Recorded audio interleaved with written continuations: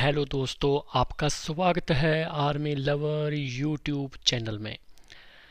आज हम बहुत ही इम्पोर्टेंट वन लीनियर साइंस के क्वेश्चन लेकर आए हैं। तो आप अच्छे ढंग से इस वीडियो को देखिए, एंड तक वीडियो को देखते जाइए। बहुत ही इम्पोर्टेंट क्वेश्चन रहने वाले हैं आज की क्लास में। साइंस के आपके बहुत ही इम्पोर्टेंट क्वेश्चन एग्ज़ाम में आने वाले हैं। जो बच्चे साइंस की आर्मी जीडी की तैयारी करते हैं और आर्मी क्लर्क के पेपर की तैयारी कर रहे हैं, जो बच्चे वुमेन मिलिट्री पुलिस में जाना चाहते हैं, उन सभी के लिए साइंस के ये इम्पोर्टेंट क्वेश्चंस आज हम लेकर आए हैं। फर्स्ट ऑफ ऑल, आप इस वीडियो को लाइक कीजिए, आगे ग्रुप्स में शेयर कीजिए और सब्सक्राइब कर लीजिए।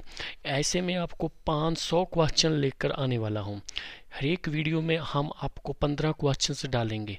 500 क्वेश्चन की मैं प्रैक्टिस करवाने वाला हूँ साइंस की।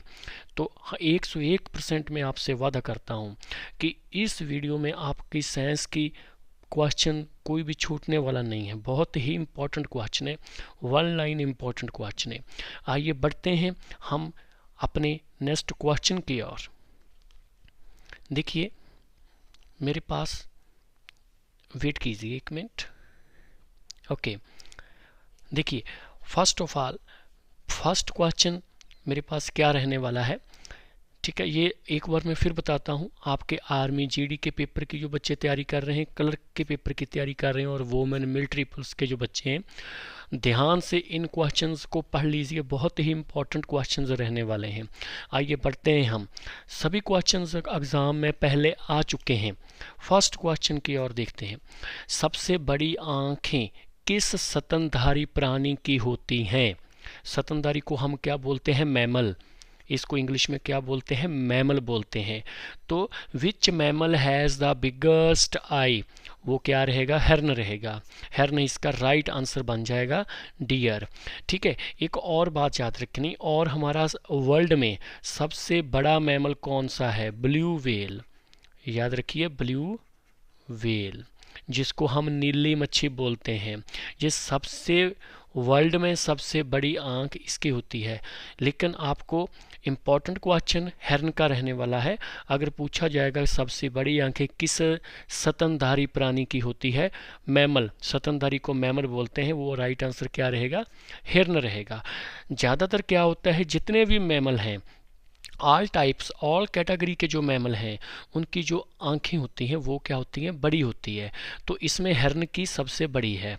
ठीक है, तो आगे हम क्वेश्चंस लेते हैं।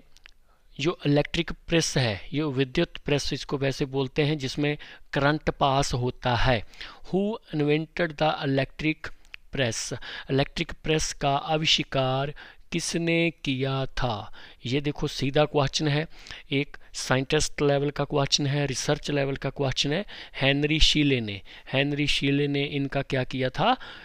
इन्वेंटेड किया था, इनकी खोज की थी, आविष्कार की थी। पर एक बार मैं आपको और बताता हूँ, बहुत से ऐसे क्वेश्चन हैं, मैं आपको और किसी वीडियो में डाल दूंगा, मुझे आप बताते रहिए। सभी जो इन्वेंटेड, आविष्कार किए वाले हैं, जैसे रिवॉल्वर, रिवॉल्वर का आविष्कार किसने किया? ठीक है, सैमुअल कोल्ट। इसमें अगर आपको रिवॉल्वर पूछा जाए, रिवॉल्वर पूछा जाए, तो इसका राइट आंसर किसने आविष्कार किया था? सैमुअल कोल्ट ने।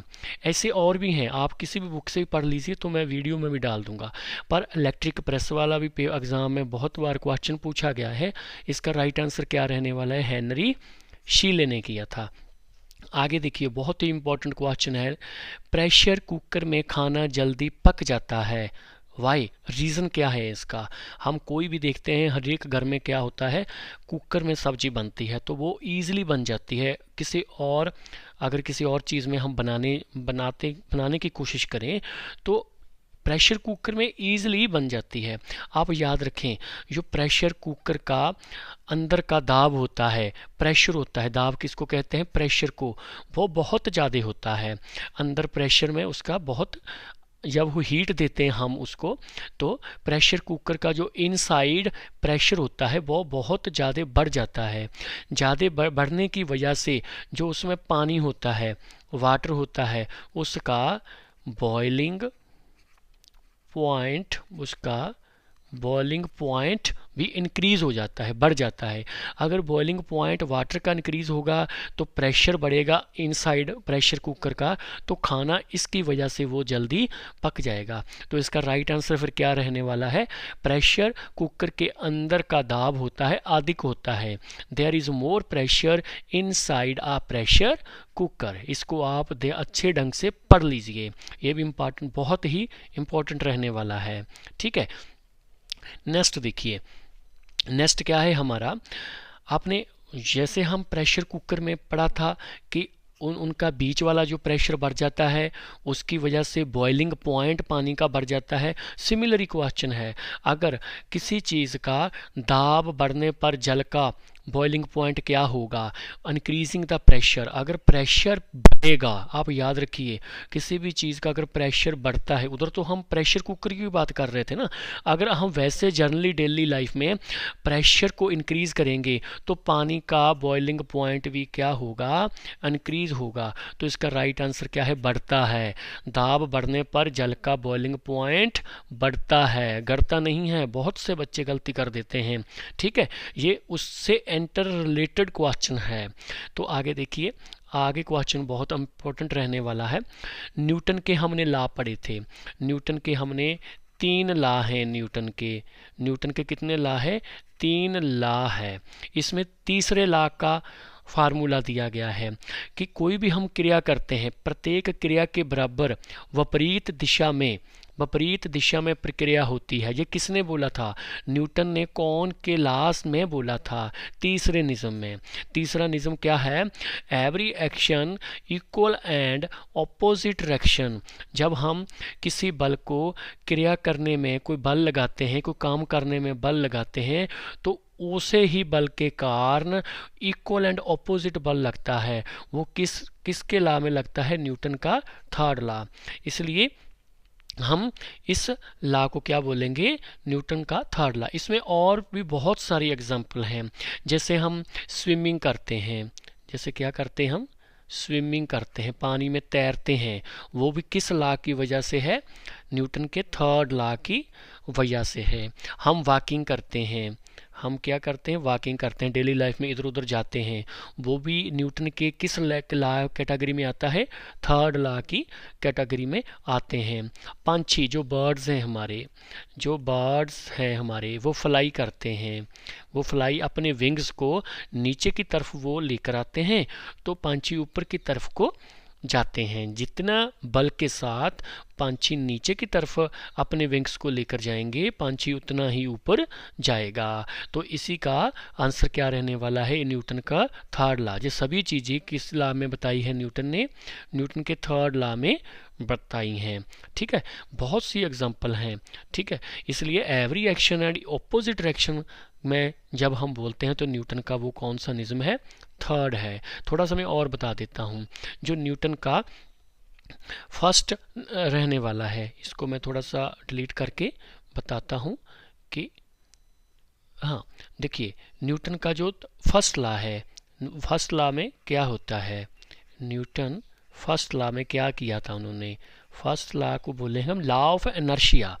Law of inertia. ठीक है, अगर आपसे पूछा जाएगा लॉ ऑफ इनर्शिया न्यूटन के कौन से लॉ में आता है, वो न्यूटन का फर्स्ट लॉ है। जड़त्व का निज़म न्यूटन ने फर्स्ट लॉ में बोला था। ठीक है, अगर आपसे पूछा जाएगा कि F is equal to m a का फार्मूला किस लॉ में आता है? जे सेकंड लॉ में आएगा, जे न्यूटन के सेकंड लॉ में पूछा जाएगा, जिसको हम और क्या बोलते हैं? Real law. अगर आपको रियल लॉ ऑफ मोशन अगर आपको ये पूछा जाए कि रियल लॉ कौन सा है, न्यूटन का कौन से लॉ को रियल लॉ बोलते हैं, सेकंड लॉ को बोलते हैं। सेकंड लॉ का फार्मूला क्या है, F is equal to m a. अगर पूछा जाए F is equal to m a किस लॉ के अंडर आता है, न्यूटन के सेकंड लॉ में। लॉ ऑफ इनर्शिया किस में आता है, न्यूटन के फर्स्ट लॉ में। Every action and opposite reaction किस लॉ में आता है, न्यूटन के थर्ड लॉ ने। ये सभी लॉ आप पढ़ लीजिए, बहुत ही इंपॉर्टेंट रहने वाला है। ठीक है, नेक्स्ट क्वेश्चन हमारा देखिए, तांबा। तांबा कॉपर, जो उसको हम कॉपर बोलते हैं इंग्लिश में, शत्रु तत्व है। किसका शत्रु है, जो कॉपर है वो कॉपर की किसके साथ बॉन्डिंग नहीं है, आपका एनिमी मानते हैं, वो क्या है, सल्फर। सल्फर धातु है जो एलिमेंट है वो कॉपर से बिल्कुल ऑपोजिट है, वो इसका एनिमी है, शत्रु है। याद रखिए, गंधक, उसको हम गंधक बोलते हैं। इसका रीज़न देखिए, ये जो कॉपर की मेटल होती है, जो कॉपर की मेटल होती है, इसको हम मेटेलिक प्रॉपर्टीज बोलते हैं। मेटेलिक, जो इसकी मेटल होती है, कॉपर की ऊपर वाली परत होती है, वो खराब हो जाती है अगर हम सल्फर के साथ उसको रिएक्ट करेंगे। अगर सपोज लीजिए ये मेरे पास कॉपर है प्लस सल्फर, ये CuS बन जाएगा ना, तो इसकी जो कॉपर की मेटेलिक सरफेस होती है वो खराब हो जाती है, डिस्ट्रॉय हो जाती है। कॉपर किसी भी काम का नहीं रहता। जैसे हम कॉपर तांबे को इलेक्ट्रिसिटी यूज़ में करते हैं ना, वो हम नहीं यूज़ कर सकते। इसलिए सल्फर, इसका बॉन्डिंग नहीं है, सल्फर के साथ ये रिएक्शन नहीं करता। इसलिए हम बोलते हैं कि तांबा है जो कॉपर है, उसका शत्रु तत्व कौन सा है, तत्व कौन सा है, गंधक है, सल्फर है। ठीक है, नेक्स्ट देखिए, आगे क्वेश्चन इंपॉर्टेंट रहने वाला है, आगे वाला भी। तो आगे क्या है, उगते हुए या डूबते हुए समय सूर्य लाल प्रतीत क्यों होता है। उगते हुए और डूबते समय जो सूर्य है ये हमें रेड दिखता है, क्यों दिखता है, देखिए ध्यान से। इंग्लिश में हम क्या बोलेंगे, the sun appears red at sunrise and sunset. ये क्या है, रीज़न क्या है, आपने याद रखना है इसको, कि लाल रंग का परिकरण सबसे कम होता है। रीज़न क्या है कि लाल रंग का परिकरण सबसे कम होता है, कि रेड कलर है वो सबसे कम स्कैटर होगा, सबसे कम फैलेगा। ये याद रखना, स्कैटर का मीनिंग होता है फैल जाना, बहुत कम फैलेगा। क्यों कम फैलेगा, इसका रीज़न भी क्या है, जो रेड कलर की वेव लेंथ होती है ना, वेव लेंथ होती है उसको हम, वो कम होती है, वो बहुत ज़्यादा होती है, सॉरी कम नहीं होती, ज़्यादा होती है। जिस भी कलर की वेव लेंथ ज़्यादा होगी वो कम फैलेगा, ये याद रखिए। जैसे हमारा आसमान है, ब्लू दिखता है, ठीक है, अगर हम इसी में क्वेश्चन और पढ़ें, ब्लू दिखता है हमारा आसमान, वो सारा आसमान ब्लू क्यों दिखता है, क्योंकि वो ज़्यादा फैलता है। फिर बोलेंगे कि blue colour scatter the more, इसका रीज़न क्या है, उसकी वेवलेंथ क्या है, बहुत कम है। जिसकी वेवलेंथ कम होगी वो ज़्यादा स्कैटर करेगा, ज़्यादा फैलेगा। जिसकी वेवलेंथ ज़्यादा होगी वो क्या होगा, कम फैलेगा। इसीलिए हमें जो सन जब डूबता है और उगता है उस समय लाल इसीलिए दिखता है कि वो उसकी वेवलेंथ बहुत ज़्यादा है और स्कैटर बहुत कम करता है। ये रीज़न आप याद रखें, ठीक है।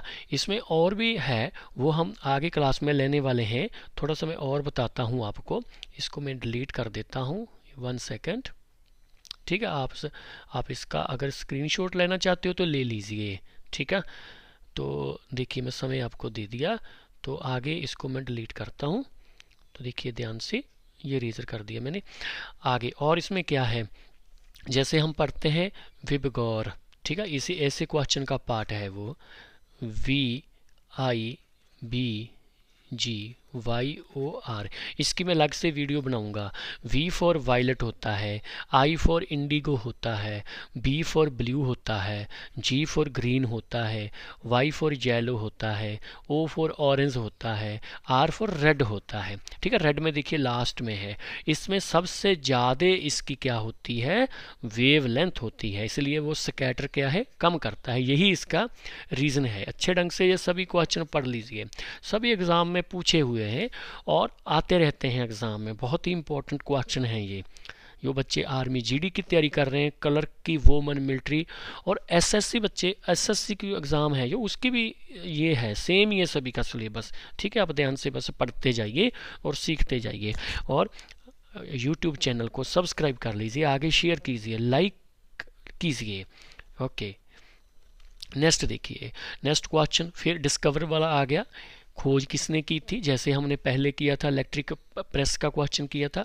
अब रेडियो एक्टिविटी की खोज किसने की थी, who discover radio activity, Henry Becquerel ने। बहुत ही इंपॉर्टेंट क्वेश्चन है ये, हेनरी बैकरल ने की थी। ठीक है, पेपर में बहुत बार पूछा गया है। आगे देखिए उसने क्या बोला है नेक्स्ट क्वेश्चन में, कारों का, ट्रकों का और बसों का में ड्राइवर की सीट के बगल में कौन सा दर्पण लगा होता है। ठीक है, which mirror is installed next to the driver seat in cars, trucks और बसेस। ठीक है, चलो हमने बसेस की बात की, ट्रक्स की बात की, कार, चाहे स्कूटर हो, आपका साइड शीशा होता है ना, जो पीछे देखने वाला शीशा होता है, हम देखते हैं कि पीछे कौन क्या आ रहा है, हम उसको साइड देते हैं, वो कौन सा दर्पण होता है, उत्तल दर्पण होता है, कन्वेक्स मिरर होता है। ठीक है, इसमें दो तरह के मिरर होते हैं, एक तो कनकेव होता है, एक कन्वेक्स होता है। कन्वेक्स मिरर लगा होता है सभी साइड मिरर, जो अगर ऐसे पूछा जाए कि साइड मिरर किसको बोला जाता है, साइड मिरर किसको बोला जाता है, कन्वेक्स को बोला जाता है। ठीक है, ये भी आपने याद रखना है। और इसमें क्या याद रखोगे, ये कन्वेक्स जो होता है ना, बाहर से पॉलिश होता है। ठीक है, जो ऐसे होता है अंदर से पॉलिश होता है वो कनकेव होता है, ये कनकेव है, ये क्या है, कन्वेक्स है। अगर आपसे पूछा जाए आउटर साइड जिसकी पॉलिश होती है उसको क्या बोलते हैं, कन्वेक्स। अगर इनर साइड जिसकी पॉलिश होती है, इनर साइड पॉलिश होती है, वो क्या है, कनकेव। और आउटर साइड जिसमें पॉलिश होती है, आउटर साइड जो पॉलिश होती है वो होता है कन्वेक्स। ये इसका दर्पण में ये दो आ जाते हैं। और भी एप्लीकेशन हम जैसे जैसे क्वेश्चन पढ़ेंगे ना, ये 500 क्वेश्चन हम पढ़ने वाले हैं, 500 क्वेश्चंस, इसको अच्छे ढंग से वीडियो को देखते जाइए। ठीक है, मैं 15-15 क्वेश्चन की वीडियो डालता रहूँगा, आप ध्यान से पढ़ते जाइए। ठीक है, क्लियर हो गया ना इसकी बात। आगे देखिए, ऐसे तत्व जिसमें धातु और अधातु दोनों के गुण पाए जाते हैं वो क्या कहलाते हैं, उपधातु। ठीक है, जिसमें क्या होता है, हमारे पास मेटल भी होती हैं, जिसमें मेटल्स का भी काम करें जो धातु और नॉन मेटल का भी काम करे जो धातु, उसको हम क्या बोलेंगे, मेटलॉइड्स। मेटल्स क्या होती हैं, धातु क्या होती हैं, जिसमें इलेक्ट्रिसिटी पास होती है, गुड कंडक्टर होती हैं, गुड कंडक्टर होती हैं जितने भी हमारी मेटल्स हैं। ठीक है, मेटल्स क्या हैं, गुड कंडक्टर हैं, ये गुड कंडक्टर हैं। ठीक है, good conductor, good conductors of electricity, इसमें जो है विद्युत धारा और बिजली पास हो जाती है। नॉन मेटल्स क्या है, जैसे वुड है, लकड़ है, प्लास्टिक है, ये सारे नॉन मेटल हैं। ठीक है, non metal bad conductor of electricity होती है। नॉन मेटल क्या होता है हमारा, बैड कंडक्टर इलेक्ट्रिसिटी होती है, जो दोनों ही काम करें, जिसमें अगर हम चाहें उसको मेटल बना लें, अगर हम चाहें उसको नॉन मेटल बना लें, उस प्रॉपर्टीज़ में दोनों गुण होते हैं, तो क्या बोले हैं, मेटलॉइड्स, उनको क्या बोले हैं, उपधातु। ये बहुत ही इंपॉर्टेंट क्वेश्चन रहने वाला है। नेक्स्ट क्वेश्चन की ओर बढ़ते हैं हम। आगे देखिए, आगे क्या लिखा है कि निम्नलिखित में से किस ध्वनि की चाल सबसे अधिक होती है, मतलब कौन सी धातु में या कौन सी कैटेगरी में जो साउंड की स्पीड है सबसे ज़्यादा होती है, स्टील में। ठीक है, याद रखिए इस्पात में होगी। आपको मैं पहले भी बताया है, अब और बता देता हूँ कि जो साउंड होती है ना, साउंड को ट्रैवल के लिए किसकी ज़रूरत होती है, मीडियम की ज़रूरत होती है। याद रखिए साउंड हमेशा मीडियम में ही गुजरती है, विदाउट मीडियम जो साउंड है वो नहीं गुजर सकती। तो सबसे ज़्यादा साउंड कब आएगी, जब स्टील में पास करेगी। इसलिए निम्नलिखित में से किस ध्वनि की चाल सबसे अधिक होगी, सबसे ज़्यादा स्पीड, साउंड की स्पीड सबसे ज़्यादा क्या होगी, स्टील में होगी। अगर आपसे पूछा जाए हवा में, एयर में स्पीड की, साउंड की स्पीड कितनी होती है, 332 मीटर पर सेकंड, ये भी आप याद रखोगे। ठीक है, ये बहुत ही इंपॉर्टेंट क्वेश्चन है। 3 क्वेश्चन देखो बन जाते हैं इसमें। एक तो अगर पूछा जाए एयर में साउंड की स्पीड क्या रहेगी, इतनी रहेगी 332। अगर बोलेंगे साउंड को ट्रैवल करने में किसकी ज़रूरत होती है, मीडियम की। मीडियम कोई भी हो सकता है।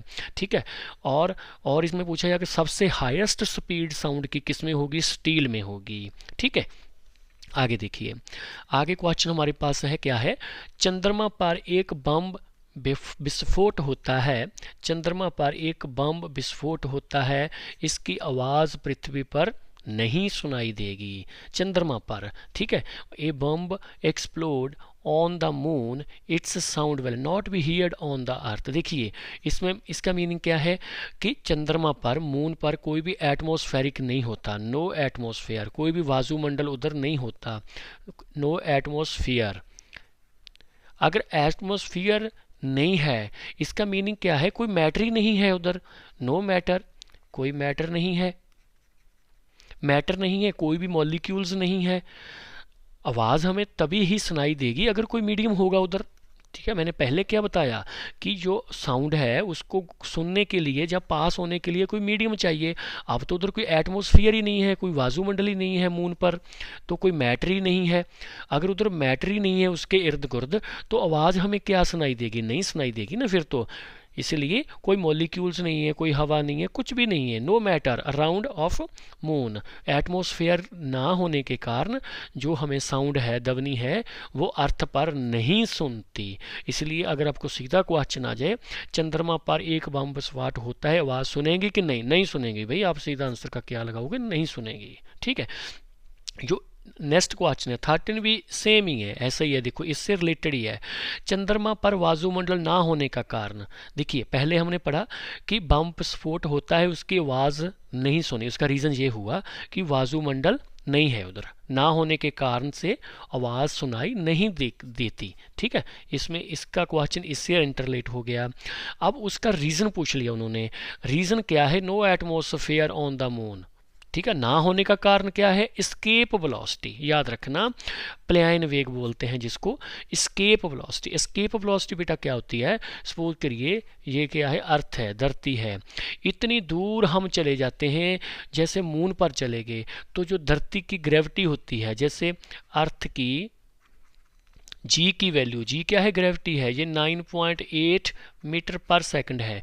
धरती की जो ग्रेविटी है उधर काम नहीं करती, बिल्कुल भी काम नहीं करती, तो जो भी चीज़ होती है वो हवा में रहती है, नीचे नहीं आती, उसको हम एस्केप वेलोसिटी बोलते हैं, कि धरती की ग्रेविटी से बहुत दूर चली गई वो चीज़, जी की वैल्यू कोई भी काम नहीं करती, इसलिए उस एरिया में जो चीज़ आते हैं उसको हम एस्केप वेलोसिटी बोलेंगे।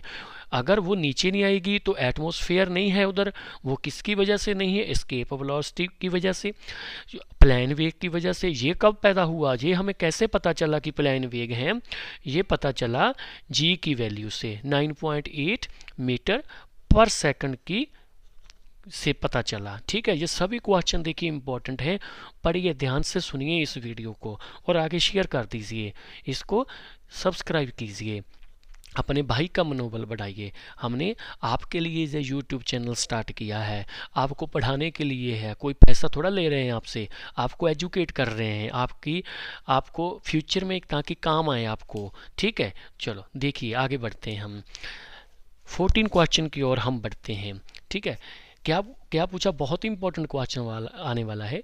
एक लड़की झूल रही है, उसके पास अन्य लड़की आकर बैठ जाती है, मतलब कोई और लड़की आकर बैठ जाती है, तो झूले का आवर्तकाल क्या रहेगा, अपरिवर्तित रहेगा, कुछ भी चेंज नहीं होगा। अगर कोई गर्ल आकर कोई स्विंग करती है तो, और कोई लड़की आकर उनकी फ्रेंड उनके साथ बैठ जाती है, तो टाइम पीरियड में थोड़ा फ़र्क रहेगा, टाइम पीरियड तो उतना ही रहेगा ना, वो टाइम पीरियड को आकर थोड़ा चेंज कर देगी। इसलिए इनका राइट आंसर क्या बनेगा, रिमेन अनचेंज्ड, कोई फ़र्क रहने वाला नहीं है टाइम पीरियड में। ठीक है, वो अनचेंज्ड रहेगा। आगे देखिए, हम रेडियो की घड़ी घुमाकर, मतलब घुंडी घुमाकर बोला है, वो जो ऊपर गोल गोल लगा होता है ना, ऐसा घुंडी घुमाकर विभिन्न स्टेशनों के प्रोग्राम सुनते हैं। ये संभव किसके कारण है? अनुनाद के कारण। अनुनाद क्या होता है ये मैं समझाता हूँ आपको। We listen to program of different stations. हम अलग अलग वो उसकी नोब को घुमाते हैं, अलग अलग स्टेशन पर जाते हैं, तो वो हमें प्रोग्राम सुनते रहते हैं। वो किसकी वजह से है? रेजोनेंस। रेजोनेंस की वजह से। देखिए रेजोनेंस क्या होता है? जब हम इस नॉब को घुमाते हैं ना, तो एक रेडियो की नेचुरल फ्रीक्वेंसी होती है, नेचुरल आवृत्ति जिसको बोलते हैं, नेचुरल फ्रीक्वेंसी होती है। जब इसको हम घुमाते रहते हैं, रेडियो का स्टेशन दिखा जाता है। तो रेडियो स्टेशन में भी क्या होती है? एक फ्रीक्वेंसी होती है। रेडियो स्टेशन की भी फ्रीक्वेंसी होती है। जब इसकी frequency, natural frequency radio frequency के साथ ट्रांसमिशन कर जाए, मैच कर जाए, ठीक है, मैच हो जाए जब, तब वो स्टेशन पकड़ लेता है। उसी प्रक्रिया को क्या बोलते हैं? रेजोनेंस बोलते हैं। वो ऐसे जाती रहती है, ऐसे होती रहती है, ठीक है। वो फ्रीक्वेंसी जो होती है ना, ऐसे जाती रहती है। तो नेचुरल फ्रीक्वेंसी होती है जो, वो रेडियो स्टेशन की फ्रीक्वेंसी के साथ मैच कर देती है, इसलिए उनको क्या बोलेंगे? रेजोनेंस बोलेंगे। देखिए भाई, ये सभी जो मैंने 15 क्वेश्चन आपको पढ़ाए हैं, समझाए हैं, बहुत ही इंपॉर्टेंट रहने वाले हैं। ये सभी बच्चे याद कर लीजिए, इसका स्क्रीनशॉट ले लीजिए और अपने भाई का मनोबल आवेदन है सभी को लाइक कीजिए, शेयर कीजिए और इनको सब्सक्राइब कर लीजिए ज़्यादा से ज़्यादा। अभी मैंने स्टार्ट ही किया है यूट्यूब चैनल, तो मैं बहुत ही अच्छी आपकी तैयारी कराने वाला हूँ। जो भी आर्मी एग्ज़ाम के बच्चे तैयारी करते हैं, तो चाहे वो पैरामिलिट्री फोर्स के बच्चे हों, एसएससी के पेपर देते हो, वुमेन मिलिट्री पेपर देते हो, किसी भी एग्ज़ाम का हो, तो ये क्वेश्चन सभी कॉम्पिटिटिव एग्ज़ाम में पूछे जाते हैं, ठीक है। और आपसे विदा लेते हैं। जय हिंद, जय भारत।